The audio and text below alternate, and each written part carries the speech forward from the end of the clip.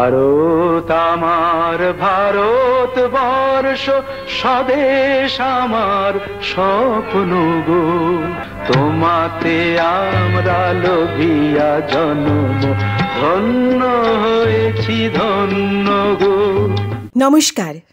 ভারত আমার ভারতবর্ষ, ভারত আমার ভারতবর্ষ এই অনুষ্ঠান স্বাধীনতা সংগ্রামের উপর ভিত্তি করে আমাদের দেশের দেশপ্রেমীদের চেনার ও জানার অনুষ্ঠান। সমস্ত বিশ্বকে আমাদের জানার প্রয়োজন আছে।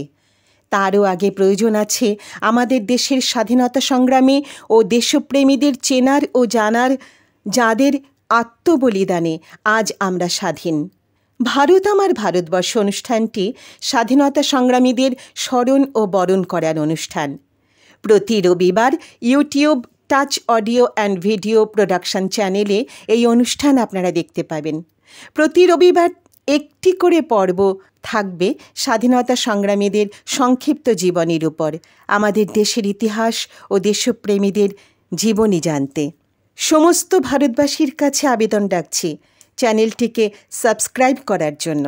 আমাদের দেশের স্বাধীনতা সংগ্রামে অংশগ্রহণকারী বীর বিপ্লবী দেশপ্রেমী, যাদের সংগ্রামে, যাদের আত্মবলিদানে আমরা স্বাধীন, তাদের সবাইকে আমরা চিনি না, জানি না।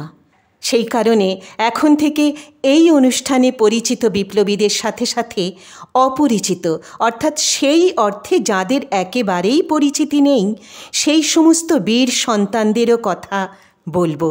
তাদের সংক্ষিপ্ত জীবনীও তুলে ধরব আপনাদের সামনে।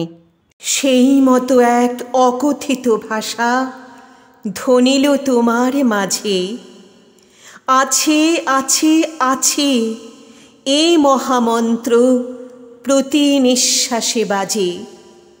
শহীদ ঋষিকেশ সাহা জন্মেছিলেন 1918-র 31শে আগস্ট। মৃত্যু হয়েছিল 1942-এর 15ই আগস্ট। 1942-এর আন্দোলনে ঢাকায় পুলিশের সঙ্গে প্রচণ্ড সংঘর্ষে রাইফেলের গুলিতে তার মৃত্যু ঘটেছিল। মাত্র 24 বছর বয়সে শহীদ ঋষিকেশ সাহা দেশের জন্যে প্রাণ বিসর্জন দিয়েছিলেন। টাচ অডিও ভিডিও প্রোডাকশনসের পক্ষ থেকে আমি আলপনা এই বিপ্লবী শহীদকে জানাই আমাদের অন্তরের শ্রদ্ধা। ধন্যবাদ।